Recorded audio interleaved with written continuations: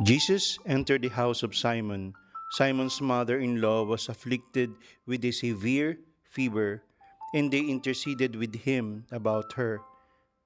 He stood over her, rebuked the fever, and it left her. Narito po ako sa Lourdes, France ngayon at nagdadasal. Kapansin-pansin po dito ang dami ng mga taong may sakit na naka-wheelchair, nakasaklay, nakatalukbong. Madami ang may sakit. Ang dahilan ng kanilang pagpunta dito ay upang humingi ng biyaya ng paggaling. Sa aking pong pag-aalmusal ngayong umaga, tinanong ako ng isang bisitang Pulaka, bakit daw may sakit?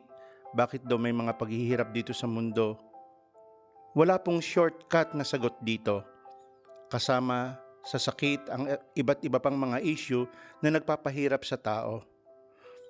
Nabigla siya nang sinabi ko na suffering has many shades of meanings.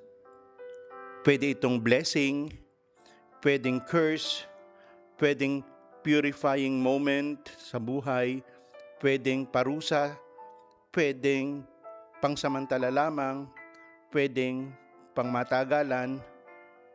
Dalawa ang muka ng suffering, positive o negative. Hindi natin kayang baliwalain ang suffering. Ito po ay dumarating sa ating buhay.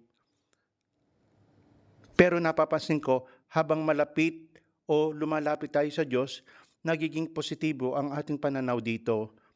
At habang tayo naman ay lumalayo sa Diyos, padilim ng padilim ang ating pagtingin dito. Ang suffering po ay hindi permanente. Dito lang po ito sa lupa.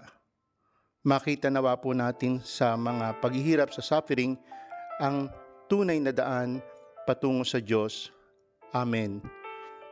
Mula po dito sa Lourdes, France, kayo po ay aking binabasbasan sa ngalan ng Ama, ng Anak at ng Espiritu Santo. Amen.